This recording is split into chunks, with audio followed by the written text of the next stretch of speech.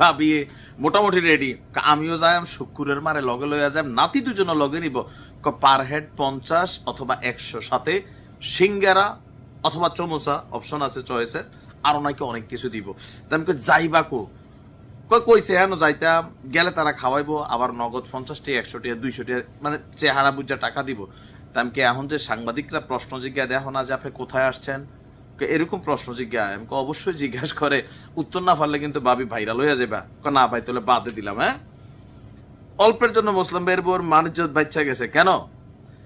আমরা গতকালকে এনসিপির যে মহাসমাবেশ দেখছিলাম, মানে 2রা মে আওয়ামী লীগ নিষিদ্ধের দাবিতে, তো দুষ্ট কিছু ইউটিউবার আছে, মানে নিউজ কম করে পাবলিকরে প্রশ্ন বেশি জিগায়। তো এরকম কিছু ইউটিউবার আপনার যারা এই সমাবেশে, বিশেষ করে আমাদের মহিলারা আসছিল, তাদের অনেককে প্রশ্ন করছিল আপনার দাবি কি? খালেদা জিয়া জানেই না কই আছে, আপনি কই আইছেন? আমরা কইছে আইতো, আমরা আইছি।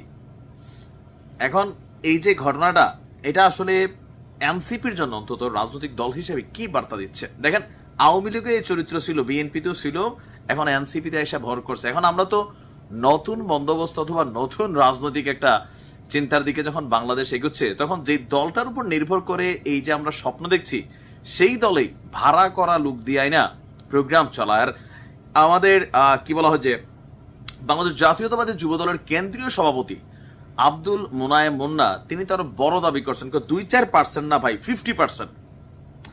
জাতীয় নাগরিক পার্টির শুক্রবারের যে সমাবেশ ছিল, সেখানে অর্ধেক লোকই ছিল ভাড়া করা। কথা কিন্তু সত্য, অর্ধেক না হোক কাছাকাছি লেভেলের হবেই হবে। কারণ কি, মানে বুঝাইতে চাইছে যে আমাদের অনেক জনসমর্থন আছে। এই টাকা বাচ্চু দিচ্ছে কেন? বাচ্চু দিচ্ছে আর শামসুরা কেন এটাকে বন্টন করছে? প্রশ্ন এখানে আসে। আমরা আজকে দুপুরে নগরের একটি হোটেলে বিএনপি, যুবদল, স্বেচ্ছাসেবক দল যৌথ সভায়, ছাত্রদলও যৌথ সভায় একটা করা হয়। সেখানে তার অভিযোগ ছিল যে ওই সমাবেশে সব মিলিয়ে 1000-এর মতন লোক হয়েছে। আমার ধারণা 1-1.5 বেশি হবে না। তবে এর মধ্যে অর্ধেক লোক ছিল ভাড়া করা ভদ্র মহিলা। তারা নিজেদেরকে এত মেধাবী এবং তারুণ্যদীপ্ত দাবি করেন, তাদের সমাবেশ দেখে কি তারুণ্যদীপ্ত মনে হয়েছে? না, কোনোভাবেই মনে হয় নাই। কারুর বয়স 13, কারুর বয়স আবার 70। তবে তারুণ্য, বৃদ্ধা সবাইকে নিয়ে আগায় যেতে চায় সম্ভবত। মুন্নার বক্তব্য, আপনার রেলওয়ে সংস্কারে 3 জন ছাত্র প্রতিনিধিকে যুক্ত করা হয়েছে। তারা প্রতিনিধি হওয়ার পর বন্ধু বান্ধব নিয়ে ট্রেন ভ্রমণ করছে, তারা একটা পিকনিকের আমেজে আছে। কথা কিন্তু সত্য। আমাদের এনসিপিতে যে পোলাপানগুলো আছে সব খালি দৌড় দিয়ে নির্বাচন, এই ইনকিলাব মঞ্চ, রক্ত বলে দিয়া বেহস হয়ে যাবে। বাবা তোর রক্ত তুলা দে, এবার পাবলিকের রক্ত তো অনেক খাইছো, খাইয়া গাড়ি বাড়ি পয়সা কামাচ্ছ। দেখেন, এরকম রক্ত দেওয়ার কথা বাঙালি লাভ দিয়া যায়, নিজেরা রক্ত দিয়া ফেলে। দেওয়ার পরে কি হয়? আলোচনায় থাকে, পরিবারেরও দাওয়াত দেন। আবু সাইদের বাবার বক্তব্য দেখেন, আমরা দলিল নিয়ে কথা বলি। অনেক পরিবারের দাবি, রিক্সা বেচা চিকিৎসা করছে, চিকিৎসা ছাড়া মরে গেছে। মানে ভূমিকা কি ছিল? অনেক পোলাপান চিকিৎসা পাচ্ছে না, আবার বলা হচ্ছে আহত লীগ, নানান ঘটনা কিন্তু দেখছি।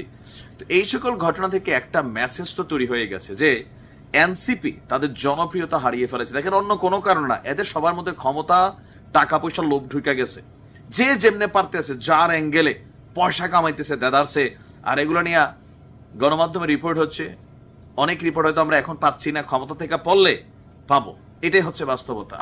তো এনসিপির এমন করুণ পরিণতি দেখে আমার নিজের কাছে আশ্চর্য লাগছে যে এই দলটা কেন এত দ্রুত তাদের জনপ্রিয়তা হারাচ্ছে। মূল কারণ হচ্ছে নিজেরা 8-10 জন সব কমিটির প্রধান, নিজেদের আত্মীয় স্বজন, বাবা, চাচা, খালু, মামা, তাদেরকে পয়সাওয়ালা বানাচ্ছে। আর যারা একটু লাইমলাইনে যাচ্ছে সবাই খালি এমপি হইতে চায়, সবার বক্তব্য এমপি। তারা নির্বাচন চায় না, কিন্তু নির্বাচনের জন্য কোন আসনে কে বসবে সেটা কিন্তু আগে থেকে মাথায় রেখা অ্যাক্টিভিটিসও চালাচ্ছে। আপনারা যদি বাংলাদেশকে পরিবর্তনের জায়গায় নিতে চান, প্রথমত এই যে এমপি ইলেকশন, এমপি হোমো, এলাকার মধ্যে গাড়ি টাড়ি বহটর, ভাই এগুলো মানুষ পছন্দ করেন। আপনাদের কাছে সংস্কার চাইছে, পরিবর্তন চাইছে। তো পরিবর্তনটা কিসের বার্তা দিচ্ছেন? ভাড়া করা লোক দিয়ে না সমাবেশ করে আপনি কি বোঝাতে চাইলেন? 50 জনই থাকতো, বাট রিয়েল ক্যারেক্টার থাকতো, বলতেন যে আমাদের এই 50 জন অরিজিনাল। কিন্তু এটা তো করতে পারেন নাই। এনসিপি নেতাদের অনেক সতর্ক হতে হবে।